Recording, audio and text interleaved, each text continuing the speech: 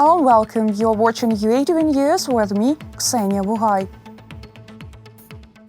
First, this hour, the latest developments from Ukraine. The number of new COVID-19 cases has slightly decreased in Ukraine. Last weekend, almost 11,000 people were diagnosed with coronavirus over the past day. 4,143 have recovered. 124 people died. Meanwhile, the Ministry of Health is working on the introduction of an electronic prescription. More than 9,000 pharmacies will be switched to the program within the following year. One of the goals is the rational use of antiviral drugs and antibiotics. Over the past 2 months, the Ministry of Health has been recording an increase in the use of antimicrobials. About 1,054 items of commercial antibiotics will be added to this program. It will allow Ministry of Health to ensure rational use of antimicrobial medicinal products. President of Ukraine Volodymyr Zelenskyy has got a negative COVID-19 test result. Since November 9th, he was treated at the Felfania clinic, but continued to perform his duties remotely. I feel good. The temperature is 36.6. I'm positive because the test is negative. I'm on my working place at Bankova Street. I'm grateful to all my friends for their support, to all Ukrainians.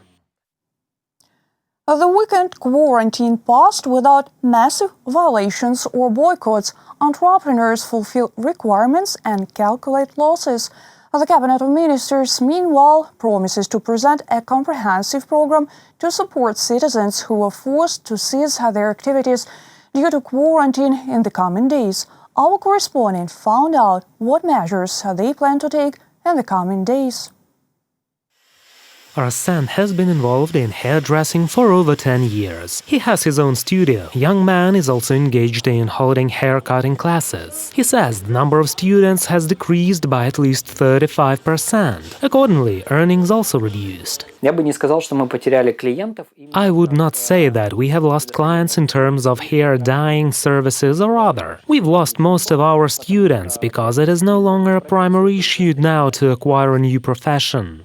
Arsen, as an entrepreneur, requires one thing from the authorities: to do everything possible to prevent a second lockdown. I would like they don't suspend the work of business and let us work at least as it is. Basically, all small businesses rent from the same individuals, and no one will cancel the rent here. Even if it was closed for 3 months, we paid rent in the same way. In these conditions, the staff suffers mostly. According to Oleg Ustenko, a presidential advisor on economic issues, the state cannot provide 100% compensation to businesses and everyone who suffered from quarantine restrictions. However, the authorities are ready to support entrepreneurs. For example, we are talking about repayment holidays, programs for entrepreneurs. It's an easy-term loan. In this case, it is allowed not to pay interest, additional penalties and fines during the quarantine period. Most of these entrepreneurs belong to the group of single taxpayers. This single tax will not be charged for this period of quarantine. Starting from the new year, there will be new benefits for entrepreneurs. These are additional programs that will also finance those companies, those businesses that may suffer due to quarantine restrictions. As of today, they are being worked out by the government and they will be included into the budget at its final consideration. In his video address, President Volodymyr Zelenskyy said that in the coming days he expects the Cabinet of Ministers to provide a comprehensive program to support the business which suffered losses from quarantine. Reported by Vadim Kramer, Vlada Tsurkan, UATV News. Residents of Lviv said goodbye to the outstanding theater actor and director Roman Viktiuk. The ceremony took place in the Young Spectators Theatre, where he used to work a long time ago. Relatives, friends, colleagues and students have come to bid farewell to the theater genius. Roman Viktiuk was 85. During his career, he staged more than 250 plays, which had a full house in many countries of the world. The director died last week in Moscow. His death was caused by coronavirus disease complications. Roman Viktiuk's last will was to be buried in his native city.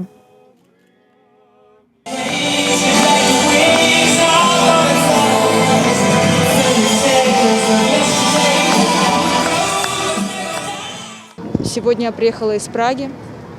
I came here from Prague today to pay my last respects to my master. He was an extremely important man in my life. Roman Viktiuk was a man's space. Roman Viktiuk was a man who shared the enormous amounts of love and freedom with us. He taught us to be ourselves. He taught us to be honest. Це великий режисер театральний був. He was a great theater director. I got personally acquainted with him. We met 28 years ago and I was greatly impressed by him. Thanks to him, thanks to his art, thanks to communication with him, I changed many of my views concerning theater, the interrelation of ethics and aesthetics, culture in general. He was an outstanding, great man.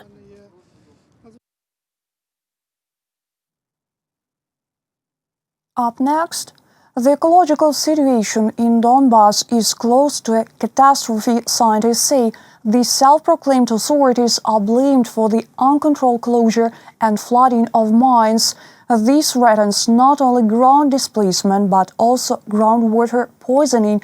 Our colleagues will tell you more about the danger of local residents and the risks of an international scandal. The situation is slowly becoming completely irreversible, and the occupation by the Russian Federation turns the territories of Luhansk and Donetsk regions into the Chernobyl zone. In fact, there will be a desert here with nothing to conquer or occupy. This is not a fiction but a reality. Donbas is facing an environmental catastrophe. Scientists have been stressing on this for years. The main reason is flooding of mines. According to experts, there are 39 flooded tunnels on the uncontrolled territories of Donetsk and Luhansk regions of Ukraine. The problem started with the beginning of the war. Although some mines were closed, they were pumping out their part of the water, some 300 cubic meters per hour or 150 elsewhere. All mines are interlocked. Under the ground, the region of Donbas resembles Swiss cheese with holes and tunnels. If the water floods one mine, the next one is very likely to be flooded in the nearest time. This also happens in the Zolota mine, which is located on the territory of Luhansk region controlled by Ukraine. Flooding has been occurring systematically since 2018. Now there is another flood. The water pumping system is working to the limit. 1,500 cubic meters of polluted water per hour flows through these spikes into the Komyshevacha River. If the Zolota mine does not pump water, then there will be neither Carbonate nor Gorska mine. Besides, the polluted water from mines can easily ruin everything above. Here is a good example: the church in Zolota. If nothing is done, the town and the village are going to die, and we will die as well. If nothing is done, the entire Donbas is likely to turn into a poisonous swamp. Environmentalist stress. The industrial region suffers from a lack of drinking water. They have only water for technical use. The city of Mariupol is the best example. Well, sometimes it looks dirty, but it's already purely stereotypical, probably harmful. Отвратительное. It's disgusting because some kind of foam forms if you pour it in a saucepan. It is impossible to drink it, we don't even cook with it. Well, because it's terrible, you can only wash floor with it. We have explored all known sources of fresh drinking water from Henichesk to Taganrog and 60 kilometers away from the coastline of the Sea of Azov, somewhere approximately near Volnovakha. We've explored all possible sources both above and under the ground. It turned out that there are no sources of drinking water at all. Neither of them is suitable for drinking water supply. Ecologists say that the concentration of phosphorus, nitrogen, sulfates and iron is exceeding in the Siversky Donets River. And this is the main source of drinking water in the east of Ukraine. Donets flows from Ukraine to the Rostov region of Russia, where water is used for agricultural work. Then the polluted water enters the Don River and the Sea of Azov. Vadim Kramer, Inna Mazurkevich, Nadia Sukhorukova, Anastasia Volkova, UATV News. From a simple mongrel to an honorary donor, the inhabitant of the Kharkiv animal shelter saved more than 30 dog lives. The dog that helps his fellows once suffered from human cruelty. Our journalists know more about the unique donor.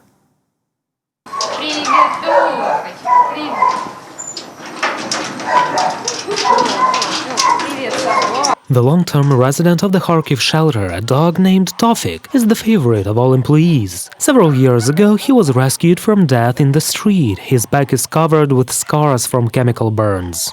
Tofik is a mutt. He appeared here about 4 years ago. Our vet, seeing that most likely that his bald spots were burns, he came to us like everyone else. The animal services got him. Veterinarians cured Tofik, the dog handlers taught him the commands. But its main task turned out to become a donor. Car accidents, infections, severe poisoning, tick bites. This is only a part of the list of cases when blood transfusion from a dog to a dog may be needed. Tofik's health, weight and age were perfect for donation. Moreover, he has a unique ability to endure long procedures. The animal should be communicative, it should be calm during the procedure. This all does not happen quickly, around 40 minutes, while blood is taken. The animal needs to sit still and wait until we take blood. So give me your left paw. Well done. Sit. Tofik became a donor 2.5 years ago. Over the past time, he saved more than 30 dogs from death. One of the recent cases, a dog got into a shelter with a viral disease. The patient did not recover for a long time. They decided to do a transfusion. Blood transfusion is the last limit. If blood transfusion does not help, then nothing will. If donor cells are good, the recipient feels better. Otherwise, the situation worsens. The dog rescued by mongrel Tofik has already found new owners. Unfortunately, nobody wants to give new home to 6-year-old donor. The dog is really cool, he is friendly, kind, he learns the commands quickly. There were practically no problems with the dog. Despite the fact that he is a mongrel, he has good health, he is friendly to other pets, he does not show aggression, he will be an excellent companion as well as the guard in the yard.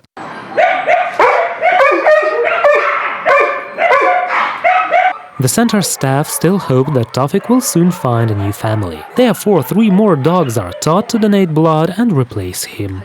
Reported by Vadim Kramer, Natalia Bilokudria, Andriy Domovy, UATV News.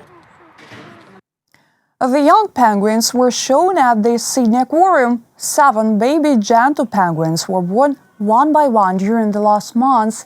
The smallest is only 2 weeks. Among the parents of newborn chicks is the famous pair of male penguins, Sven and Magic, who have adopted and hatched the second egg. In 2018, they raised their first chick. The baby penguins are under control by a whole team of caretakers. We've been really lucky this year at Sea Life Sydney Aquarium. We've had an amazing breeding season with our Jentu penguins. The penguins are doing really, really well. So the way we monitor the chicks is we weigh them each day at the same time, and that way we can see any development in their weight. And so at the moment, our youngest chick is about 300 grams and our oldest chick is about 2 kilos. So that happens really fast in a matter of weeks. That's all for now. Thank you for watching. Stay tuned. More updates on our official website, YouTube, Facebook and Twitter pages.